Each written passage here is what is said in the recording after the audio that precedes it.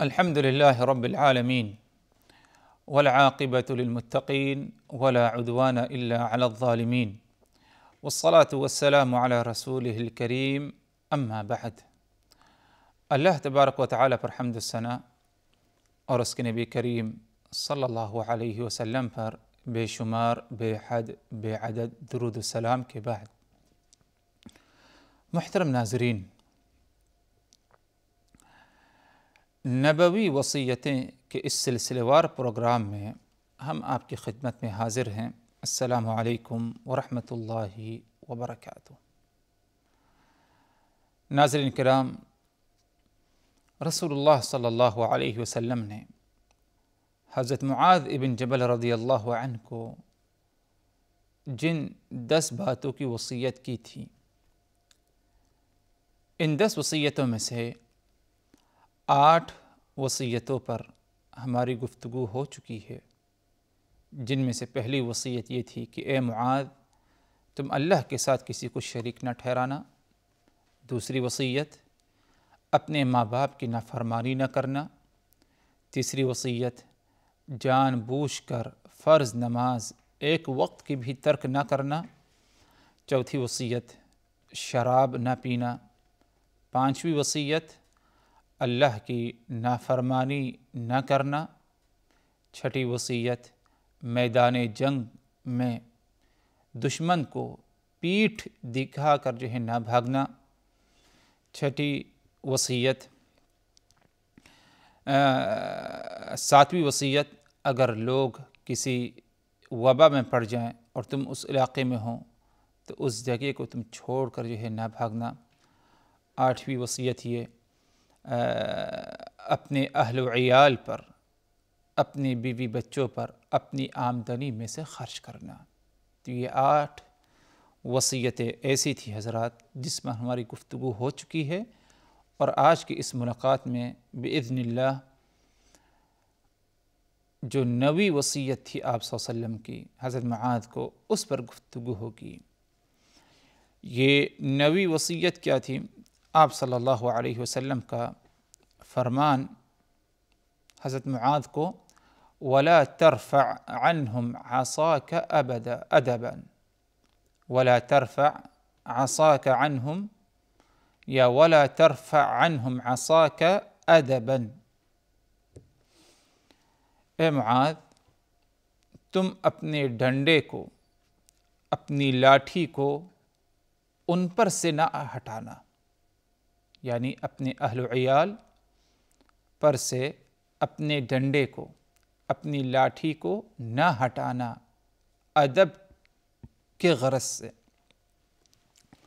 مطلب یہ ادھر اس بات کی طرف اشارہ ہے، یہ کہنے کا مقصد نہیں اللہ کے رسول کا کہ ہمیشہ اپنے اہل و عیال کے سامنے تم ڈنڈا رکھو، ان کو ڈراؤ دھمکاؤ، نہ، بلکہ کہنے کا مقصد یہ ہے کہ اہل و عیال کی تأدیب میں، ان کو ادب سکھانے میں، ان کی تربیت کرنے میں اگر سختی کی بھی ضرورت پڑے تو تم سختی ضرور کرنا، سختی سے بھی تم پیچھے نہ ہٹنا۔ گویا کہ ادھر اس بات کی آپ صلی اللہ علیہ وسلم تعلیم دے رہے ہیں، تربیت کر رہے ہیں، اور آپ کی یہ رہنمائی ہے ادھر کہ اہل و عیال کی تربیت اور ان کو ادب سکھانے میں اگر سختی کی بھی ضرورت پڑ جائے، مار کا بھی استعمال کرنا پڑے، یہ طریقہ بھی اختیار کرنا پڑے، تو تم اس سے بھی کیا ہے، پیچھے نہ ہٹنا۔ ناظرین، ہمیں اچھی طرح معلوم ہے کہ اولاد کی تربیت یہ ماں باپ کے ذمے ہے، اور ماں باپ کے ذمے یہ عمل واجب ہے، فرض ہے کہ ہر ماں باپ اپنی اولاد کی اچھی تربیت کرے۔ اس کا حکم اللہ تبارک و تعالی نے ہمیں دیا۔ ارشاد باری تعالی، یا ایھا الذین آمنوا قوا انفسکم واہلیکم نارا وقودها الناس والحجارہ علیہا ملائکۃ غلاظ شداد لا يعصون اللہ ما امرهم ويفعلون ما یؤمرون۔ اے ایمان والو، تم اپنے نفس کو، اپنے اہل و عیال کو آگ سے بچاؤ، اور یہ کیسی آگ ہے؟ وقودها الناس والحجارہ، اس آگ کے ایندھن لوگ ہیں اور پتھر ہیں۔ علیہا ملائکۃ غلاظ شداد، اور ایسے فرشتے مقرر ہیں اس آگ پر جو بہت ہی سخت ہیں، سخت دل والے ہیں، سختی کے ساتھ سلوک کرنے والے ہیں۔ لا یعصون اللہ ما امرہم، اللہ جس بات کا ان کو حکم دے دیں تو یہ نافرمانی نہیں کرتے۔ وَيَفْعَلُونَ مَا يُؤْمَرُونَ، اور وہی کچھ کرتے ہیں جو انہیں اللہ تبارک و تعالی کی طرف سے ان کو حکم دیا جاتا ہے۔ تو اللہ کا یہ فرمان قُوا أَنفُسَكُمْ وَأَهْلِيكُمْ نَارًا، تم اپنے آپ کو، اپنے نفس کو، اپنے اہل و عیال کو جہنم کی آگ سے بچاؤ۔ کیا مطلب اس کا؟ انسان کیسے بچائے گا جہنم کی آگ سے؟ مطلب یہ کہ اچھی تربیت اور اللہ اس کے رسول کی خود اطاعت کرو، اس کے ذریعے تم اپنے آپ کو آگ سے بچاؤ گے، اور اسی طرح اپنے اہل و عیال کی اچھی تربیت کرو، ان کو اللہ اس کے رسول کی اطاعت کا حکم دو، اللہ اس کے رسول کی نافرمانی سے بچنے کا حکم دو۔ اس کے ذریعے تم اپنے آپ کو، اپنے اہل و عیال کو جہنم کی آگ سے کیا ہے؟ بچا پاؤ گے۔ تو کہنا ادھر یہ تھا حضرات کہ اولاد کی تربیت یہ ماں باپ کے ذمے ہے اور ماں باپ پر لازمی ہے،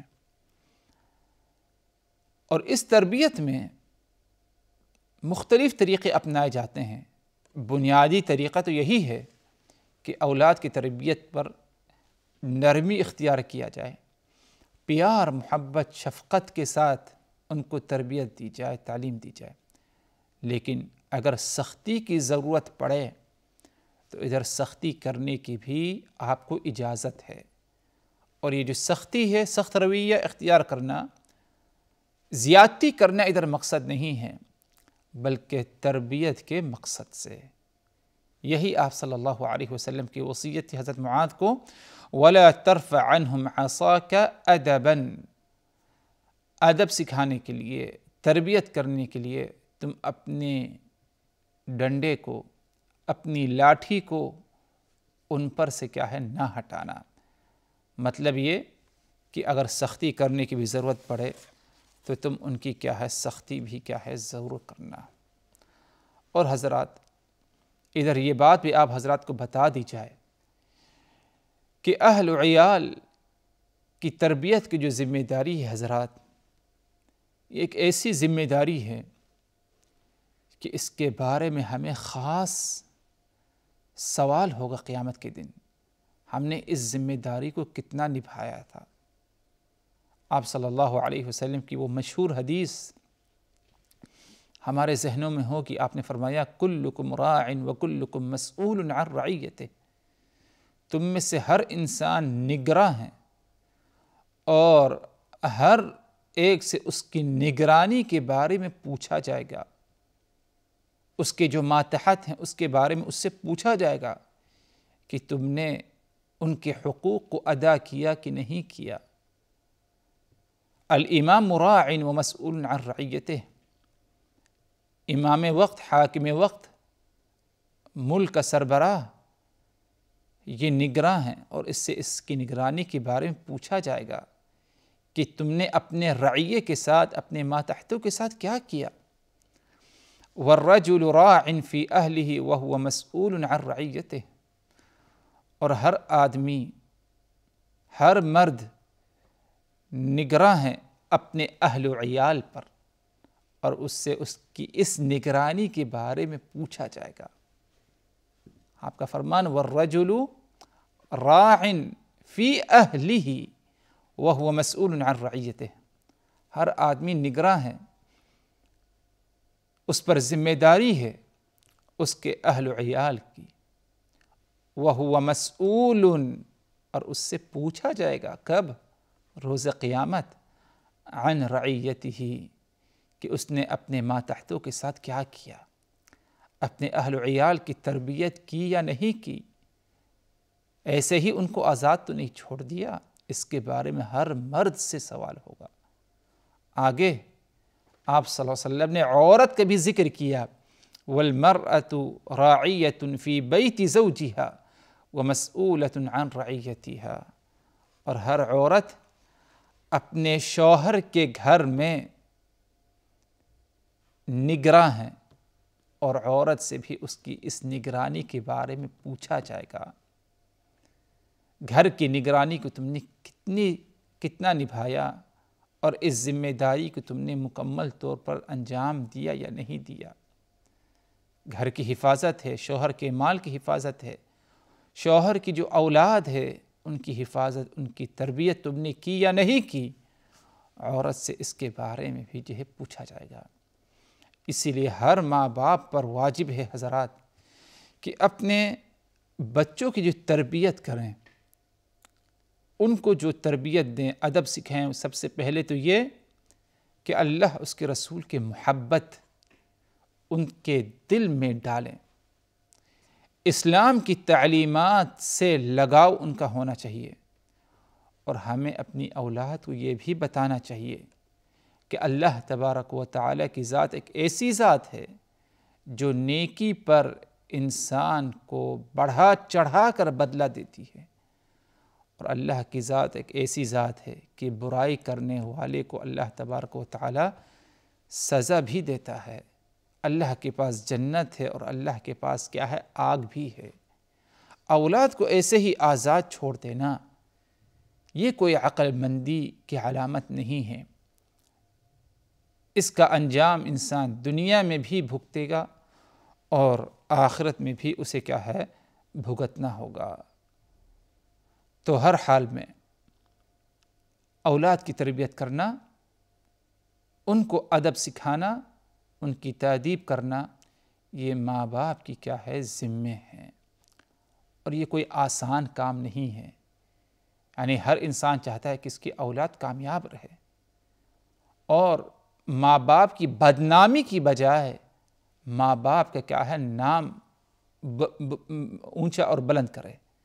اور یہ کب ہوگا؟ یہ اسی وقت ہو سکتا ہے جب ماں باپ محنت کریں، جد و جہد، مشقت کا سامنا کرتے ہوئے اولاد کی کیا ہے؟ تربیت کریں۔ اس کے لیے ہو سکتا ہے ماں باپ کی آرام میں، نیند میں خلل ہو، اور دوسری قسم کی محنت مشقت کرنا پڑے، لیکن اتنا ضرور ہے کہ اس محنت مشقت کا پھل دنیا میں بھی ملے گا اور آخرت میں بھی ملے گا، کیونکہ کوئی کامیابی انسان کو، چاہے دنیاوی کامیابی ہو، اخروی کامیابی ہو، وہ آسانی سے نہیں ملتی، بلکہ اس کے لیے کیا ہے؟ کوشش کرنی ہوتی ہے، جد و جہد کرنا پڑتا ہے، محنت کرنے کی ضرورت پڑتی ہے۔ یہی معاملہ اولاد کی تربیت کا ہے۔ اولاد کی تربیت کے لیے محنت کی ضرورت ہے، ماں باپ کو کوشش کرنے کی ضرورت ہے، اور مختلف قسم کی پریشانیوں کا، مشقتوں کا سامنا کرنا اور ان کے مقابلے کرنے کی بھی کیا ہے؟ ضرورت ہے۔ اسی لیے اگر اولاد نرمی کے ساتھ جب ان کی تربیت کی جائے، نہ مانے، اور جو سکھایا جا رہا ہے وہ نہ سیکھے، تو ادھر آپ کو سختی کرنے کی بھی اجازت ہے، لیکن سختی سے مراد ادھر ان کو نقصان پہنچانا اور ان کو تکلیف دینا مقصد نہیں، بلکہ سختی بقدر ضرورت ہو، صرف اور صرف ان کو تنبیہ کرنا مقصد ہے کہ تم ایک غلط کام کر رہے ہو، تمہیں اس غلطی کو چھوڑنا ہے اور اپنی اصلاح کرنا ہے۔ نماز کا معاملہ ہے، اس کے بارے میں آپ صلی اللہ علیہ وسلم نے کیا فرمایا؟ مروا اولادکم بالصلاة وهم ابناء 7 سنین واضربوهم علیہا وهم ابناء 10 وفرقوا بینہم فی المضاجع۔ تمہاری اولاد جب 7 سال کو پہنچ جائے، 7 برس کے ہو جائے، تو تم انہیں نماز پڑھنے کا حکم دو، تعلیم دو، رغبت دو۔ اور جب 10 سال کی عمر کو پہنچ جائے تمہاری اولاد اور نماز میں لاپرواہی کرے تو تم انہیں مارو۔ لیکن پھر وہی بات، مار سے مراد ادھر اس کو تکلیف دینا، اس کو ایذا پہنچانا، اس کو چوٹ پہنچانا مقصد نہیں ہے، بلکہ ایسی مناسب مار ہو جس سے وہ اس کی اصلاح ہو جائے اور ہمارا مقصد بھی کیا ہے، پورا ہو جائے۔ تو ادھر اللہ تبارک و تعالی نے اجازت بھی دی ہے کہ سختی کا موقع ملے یا سختی کی ضرورت پڑے تو تمہیں کیا ہے، سختی کرنے کی بھی اجازت ہے۔ لیکن اتنا ضرور ہے، جیسے کہ بات گزر چکی ہے، کہ بنیادی جو طریقہ، اصل جو طریقہ ہے تربیت کرنے کا، چاہے اپنی اولاد کی تربیت ہو یا کسی اور کی اولاد کی تربیت کا معاملہ ہو، ہمیشہ چاہیے مؤدب کو، جو تربیت دینے والا ہے، اسے چاہیے کہ نرمی اپنائیں، نرمی کے ساتھ تربیت کرے، اور جہاں پر جو ہے نرمی کام نہ آئے ادھر اگر سختی کرنے کی ضرورت ہے تو سختی کی جا سکتی ہے۔ لیکن پھر وہی بات کہ یہ سختی کرنا یا مارنا یہ ایک ذریعہ ہے اصلاح کا، نہ کہ مار جو ہے ایک کوئی اہم مقصد ہوگا، کیونکہ اگر مار کو ہم ایک مقصد سمجھیں تو اس سے کیا ہے، معاملہ بگڑ سکتا ہے، اور اگر اس کو وسیلہ سمجھیں، ایک ذریعہ سمجھیں، تو اس سے کیا ہوگا، جب ضرورت ہوگی تبھی اس چیز کا کیا ہے، ہم استعمال کریں گے۔ اور یہ کوئی اولاد کے ساتھ معاملہ نہیں ہے، بلکہ شریعت میں ایک باقاعدہ ایک نظام ہے